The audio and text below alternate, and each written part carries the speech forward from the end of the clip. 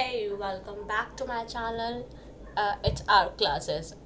मैं हूँ Megha and last time हमने ये एनसीईआरटी का 11th क्लास की एनसीईआरटी का हिस्ट्री चैप्टर 1 स्टार्ट किया था, जो कि अब हम उसको कंटिन्यू करने वाले हैं। फर्स्ट पार्ट ऑलरेडी आ चुका है, जो कि आपको चैनल पे ही मिल जाएगा।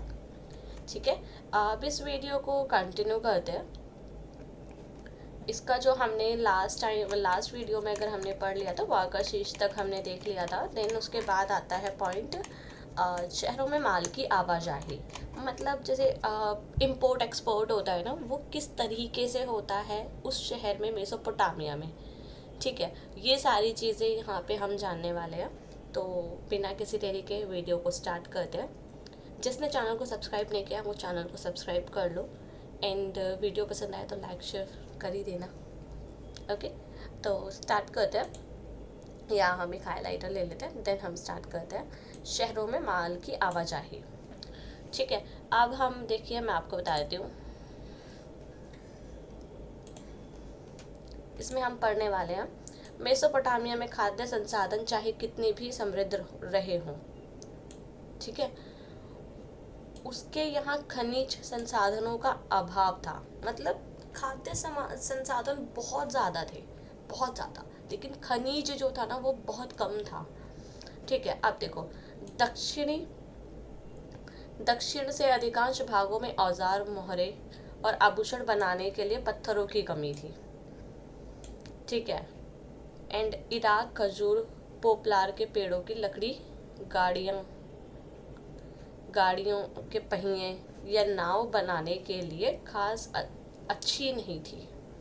ठीक है, खजूर और पोपलर, पोपलार जो होता है ना, खजूर और एक पोपलार, वो एक पेड़ होता है जिसकी लकड़ियों से चीज़ें बनती हैं। फॉर एग्जाम्पल वो मतलब उसके लिए ना अच्छी नहीं थी।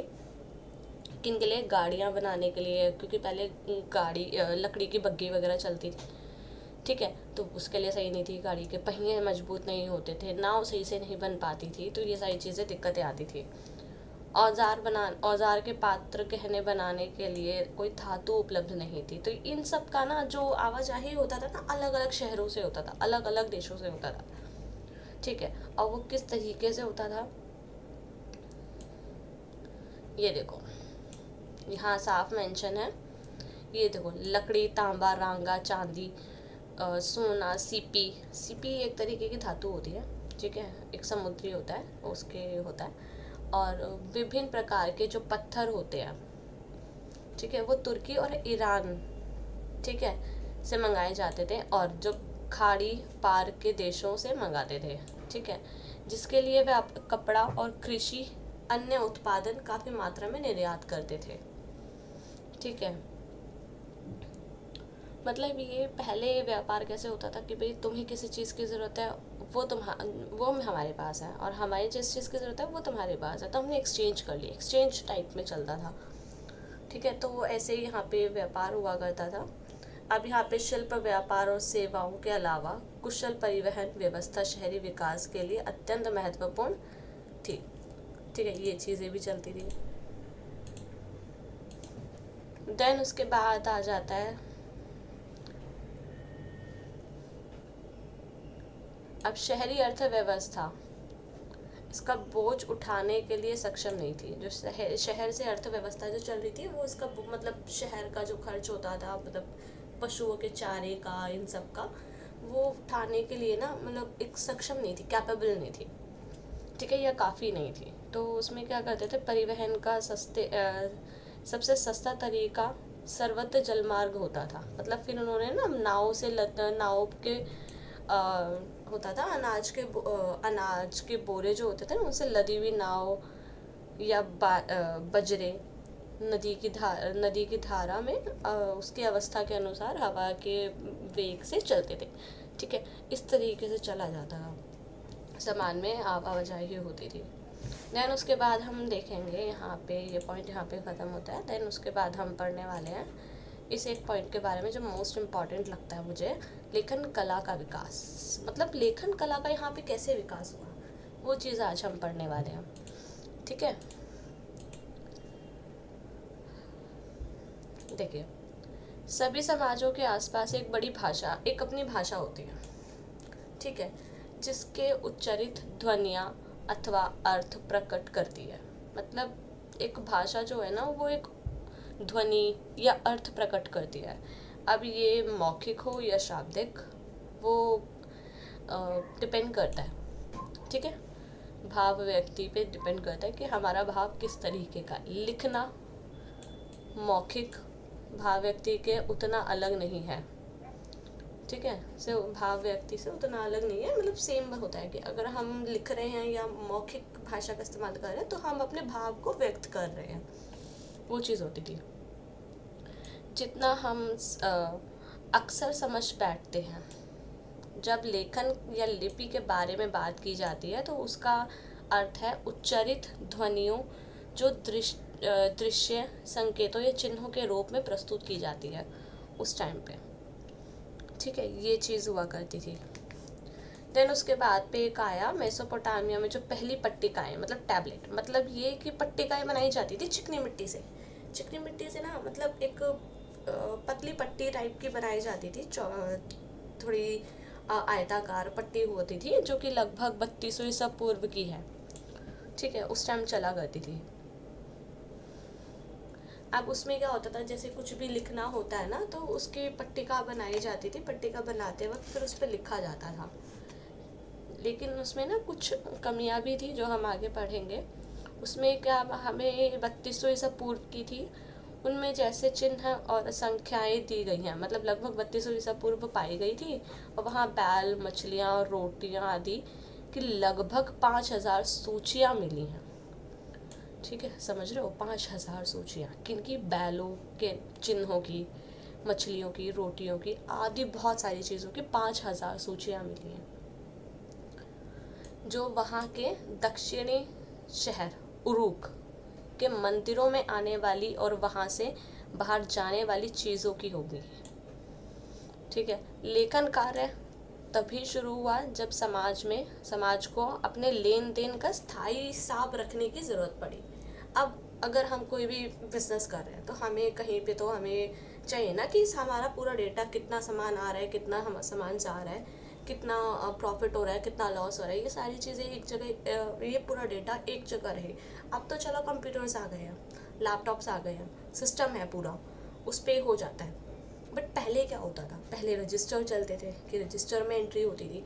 उससे पहले क्या होता था, है ना, तो ऐसे दिन पे दिन होता चला गया। अब उस टाइम पे क्या होता था कि पट्टिकाओं की ज़रूरत पड़ी, लिखने के लिए कोई ऐसी चीज़ की ज़रूरत पड़ी जिसको स्थायी रूप से रखा जा सके काफ़ी लंबे टाइम के लिए, ठीक है। यहाँ पे भी ये लाइन मेंशन है, लेखन कार्य तभी शुरू हुआ, यहाँ पे मैं कलर चेंज कर देती हूँ ताकि ये अच्छे से हाईलाइट हो सके। तभी शुरू हुआ जब समाज को अपने लेन देन का स्थायी रूप से हिसाब रखने की ज़रूरत पड़ी, क्योंकि शहर जीवन में लेन देन अलग अलग समय पे होते थे, ठीक है। अब उन्हें करने वाली भी कई लोग होते थे, सौदा भी कई प्रकार का, माल के बारे में सारी जानकारी होती थी, ठीक है। तो इसलिए ना मेसोपोटामिया के लोग मिट्टी की पट्टिकाओं पे लिखा करते थे। यहाँ पे ना लिपिक चिकनी मिट्टी को गीला करता था, ठीक है, और फिर उसे गूंद कर, यहाँ पे ना ये विधि है ना, ये याद कर लेना, ये एकदम से खोल के पीने वाली चीज़ है। 5 नंबर में क्वेश्चन आता है ये, बस साथ साथ ये भी बताते चल रही हूँ कितने नंबर में क्वेश्चन आता है। 5 नंबर में क्वेश्चन आता है कि जो लेखन कला है वहाँ पे उसका विकास कैसे हुआ, या फिर किस तरीके से हिसाब, जो लेन देन का हिसाब है स्थायी रूप से स्टोर करने के लिए किस चीज़ का इस्तेमाल किया गया, और वो जो लिखित पट्टिकाएँ होती थी उनको बनाने की विधि क्या थी। ये चीज़ें भी आ जाती है कई बार, आप एक बार ध्यान से देखो। फिर उसे गूंद कर और थाप कर, जैसे उपले नहीं थापते गाँव के, अगर जो हैं लोग जो खेत वाले एरिया से हैं तो उनको पता होगा, उपले थाप कर एक ऐसे आकार की पट्टी का रूप दे देते थे, जैसे यहाँ पे पिक्चर में दिखा रखा है ना, चपटी आयताकार टाइप में, जिसे आसानी से अपने एक हाथ में पकड़ा जा सके। सावधानी पूर्वक उसकी सतहों को चिकना बना लेता था। फिर सरकंडे की तीली, ये भी याद रखना, ये भी बहुत मोस्ट इम्पॉर्टेंट पॉइंट होता है। सरकंडे की तीली की तीखी नोक से वह उसकी नम चिकनी सतह पर कीलाकार चिन्ह बना देता था। मतलब जो इनकी लिपि होती थी, भाषा होती थी, उस पर वो लिख दिया करते थे। जब ये पट्टिकाएं धूप में सूख जाती थी तो पक्की हो जाती थी, वे मिट्टी की बर्तनों जैसी मजबूत हो जाती थी। बट यहाँ पे ना एक मैंने आपको बताया ना कमियाँ थी, वो मैं यहाँ पे बताती हूँ। जब उन पर लिखा हुआ हिसाब और जैसे धातु के टुकड़ों सौंपने का हिसाब असंगत गैर ज़रूरी हो जाता तो उस पट्टिकाओं को फेंक दिया जाता था। मतलब उसको रीयूज़ नहीं कर सकते। ये एक मतलब ऐसा पॉइंट है कि हम उसको रीयूज़ नहीं कर सकते, ना ही उसको तोड़ करके दोबारा बनाया जा सकता है। वो एक बार हो गया गलत। अगर एक बार हमने उस पर कुछ गलत इन्फॉर्मेशन लिख दी, जैसे अभी तो क्या होता है कि हम कंप्यूटर पे वर्क कर रहे हैं या लैपटॉप पे, पीसी पे, सिस्टम पे वर्क कर रहे हैं, तो उसमें डिलीट का ऑप्शन होता है, डिलीट कर देंगे। रजिस्टर में क्या होता है, काट के दूसरी जगह लिख देंगे, या फिर पेंसिल से कोई लिख भी रहा है तो पेंसिल से क्या है इरेज करके दोबारा लिख देंगे। बट यहाँ ऐसा नहीं होता था। यहाँ पे अगर एक बार कोई गलती से कुछ चीज़ लिख दी है तो वो पट्टिका बेकार ही होती थी, क्योंकि उसको किसी काम में नहीं होता था। फिर अगर वो गीली गीली पे अगर उसको दोबारा से प्लेन करके दोबारा से कुछ लिखना है तो लिख सकते हो, लेकिन जब वो गैर ज़रूरी मतलब जब उसका काम ख़त्म हो जाता था उस पट्टिका का, तब वो किसी काम की नहीं रहती थी। इस प्रकार सौदे के लिए चाहे वह कितनी ही छोटा हो, एक अलग पट्टिका की ज़रूरत होती थी। यहाँ पे ये मेंशन है, देखो, ठीक है। इसलिए मेसोपोटामिया की खुदाई स्थलों सैकड़ों पट्टिकाएं मिली है, मतलब बहुत सारी पट्टिकाएं मिली हैं इसी कारण से, क्योंकि हर छोटे छोटे सौदे के लिए वो अलग से एक पट्टिका बनाते थे। लगभग 2600 ईसा पूर्व के आसपास वर्ण किलाकार हो गए। मतलब ये देखो 2600 ईसा पूर्व की जो हमें पट्टिकाएं मिली थी ना, उस बीच क्या हुआ कि वर्ण जो है ना, मतलब वर्ण मतलब वर्ण होते हैं ना, व्यंजन और कहते हैं स्वर वगैरह, तो वो वर्ण जो होते हैं, वर्ण जो कीलाकार हो चुके थे, मतलब नुकीले टाइप के हो चुके थे, और भाषा सुमेरियन थी। यहाँ पे ये भी ध्यान रखना, सुमेरियन भाषा हो चुकी थी 2600 ईसा पूर्व में, ठीक है। अब क्या हुआ कि जब यहाँ देखो, जब मेसोपोटामिया की सबसे पुरानी ज्ञात भाषा सुमेरियन का स्थान 2400 ईसा पूर्व के बाद धीरे धीरे अक्कदी भाषा ने ले लिया।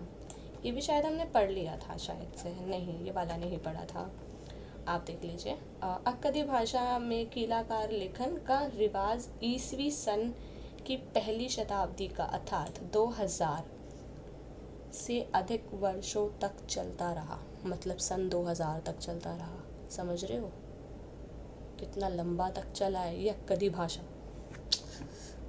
अनएक्सपेक्टेड। अब देखो यहाँ पे एक पॉइंट आ जाता है, मैं आपको बताती हूँ। लेखन प्रणाली, ठीक है। अब यहाँ पे लेखन प्रणाली को आप खुद पढ़िएगा, आप यहाँ से चाहे तो स्क्रीनशॉट ले लीजिए, ठीक है। अब यहाँ पे हम पढ़ेंगे साक्षरता, ठीक है। साक्षरता क्या आती है, वहाँ के मेसोपोटामिया के लोगों में ना साक्षरता बहुत कम थी। मतलब बहुत कम पढ़े लिखे लोग रहते थे वहाँ पे। न केवल प्रतीकों व चिन्हों की संख्या सैकड़ों में थी, बल्कि ये कहीं अधिक पेचीदा थे। मतलब आपके पास नहीं, ये क्वेश्चन भी एक 5 नंबर में आ जाता है कि वहाँ पे जो साक्षरता है वो उसकी दर जो है कम क्यों थी मेसोपोटामिया में। उसका रीज़न देखो यहाँ लिखा हुआ है, मेसोपोटामिया के बहुत कम लोग पढ़े लिखे थे। ना केवल प्रतीकों की, मतलब जैसे हमारे पास क्या है, अगर हम हिंदी में वर्ड देखें तो 52 होते हैं, ठीक है। इंग्लिश में अल्फ़ाबेट्स देखें तो 26 होता है, तो उन्हें याद रखना थोड़ा सा ईजी हो जाता है क्योंकि वो लिमिटेड है। बट यहाँ पे क्या था, चिन्हों की संख्या सैकड़ों में थी, 100 से भी ज़्यादा, ठीक है। तो बल्कि ये कहीं अधिक पेचीदा भी थे। पृष्ठ 33 पर आप देख सकते हैं इसके चित्र, पेज 33, ये देखो 15 है। अब आगे हम चलेंगे जब देखेंगे, ठीक है। अगर राजा स्वयं पढ़ सकता था तो वह यह चाहता था कि प्रशस्तिपूर्ण अभिलेखों में उन तथ्यों का उल्लेख अवश्य किया जाए। अधिकतर लिखावट बोलने के तरीकों को दर्शाती थी, ठीक है। यहाँ पे कुछ पॉइंट्स हैं, इसको देख लीजिएगा। बस लगभग ये चैप्टर ख़त्म ही होने वाला है, बस इसका एक पार्ट और रह जाएगा, एक पार्ट में और आएगा ये, ठीक है। मैं ज़्यादा लंबी इस वीडियो को नहीं करूँगी, ज़्यादा लंबी अगर वीडियो होती है तो फिर वो बोरिंग ही होती है ना। यहाँ पे देखिए शहरी जीवन, यहाँ पे क्या था, लेखन का प्रयोग, मतलब यहाँ पे जो राइटिंग का प्रयोग होता था वो कैसे होता था। इस चीज़ को भी मैं तो आपको ये कहूँगी कि आप इसको खुद पढ़ो, क्योंकि ये कुछ चीज़ें ऐसी है जो थोड़ी कॉम्प्लिकेटेड है। जब तक आप इसको खुद नहीं पढ़ोगे ना तब तक आपको क्लियर नहीं होंगी। अगर इन केस अगर आपको क्लियर नहीं होती है तो इन कुछ ऐसे टॉपिक्स हैं, जो टॉपिक आपको क्लियर ना हो या फिर जो टॉपिक मैंने ऐसा बोला हो कि आप खुद पढ़ो और वो पढ़ने के बावजूद भी आपको क्लियर नहीं हो रही है, तो एक बार आप कमेंट में उस टॉपिक को मेंशन कर दो, ठीक है, मुझे टैग करके। देन मैं उसका एक सेपरेट वीडियो बना दूँगी, ठीक है, उन सभी टॉपिक्स का हर चैप्टर्स में से, ठीक है। अब दक्षिण, ये सबसे मोस्ट इम्पॉर्टेंट होता था, वहाँ का शहरीकरण कैसे होता था, ठीक है। शहरीकरण ये तो मेरा शुरू से ही ना एक मोस्ट फेवरेट टॉपिक रहा था, कि मतलब इसमें ये था, मैं आपको बताऊँ कि यहाँ पे जो थी ना, यहाँ की मतलब इसकी नगर व्यवस्था कैसी थी, है ना, ये सारी चीज़ें इसमें आ जाती हैं। शहरीकरण कैसे हो रखा था।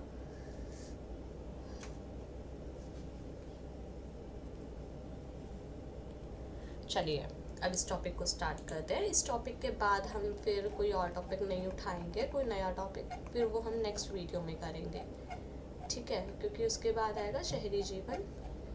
हाँ, उसके बाद फिर हम नेक्स्ट थर्ड पॉइंट में करेंगे, ठीक है, जिससे थोड़ा सा हमें चीज़ें, अगर हम कम पढ़ें लेकिन अच्छे से पढ़ें, वो चीज़ रहेगी। शहरीकरण कैसे था कि 5000 ईसा पूर्व से दक्षिणी मेसोपोटामिया में बस्तियों का विकास होने लग गया था। बस्तियां बननी शुरू हो गई थी, अलग अलग बस्तियां होती है ना, वो बननी शुरू हो गई थी। इन बस्तियों में कुछ ने प्राचीन शहरों का रूप ले लिया, मतलब प्राचीन मतलब बहुत पुराने शहरों का रूप ले लिया। ये शहर कई तरह के थे। पहले वो जो मंदिरों, आप यहाँ पे टाइप्स देखो कितने प्रकार के शहर हुआ करते थे यहाँ पे। मैं हर टाइप को ना अलग अलग कलर से हाईलाइट कर दूँगी। शहर कई प्रकार के होते थे। पहले वो जो मंदिरों के चारों ओर विकसित हुए, जिसके चारों ओर है ना मतलब मंदिर, एक बीच में एक मंदिर है, उसके चारों ओर शहर हुआ करते थे, वो होते थे एक अलग टाइप, ठीक है। फिर सेकंड टाइप होता था दूसरे, वो जो व्यापार के केंद्र के रूप में विकसित हुए, मतलब जिस शहरों से व्यापार स्टार्ट हुआ, मतलब वो केंद्र था, सेंटर था, ठीक है। शेष शहर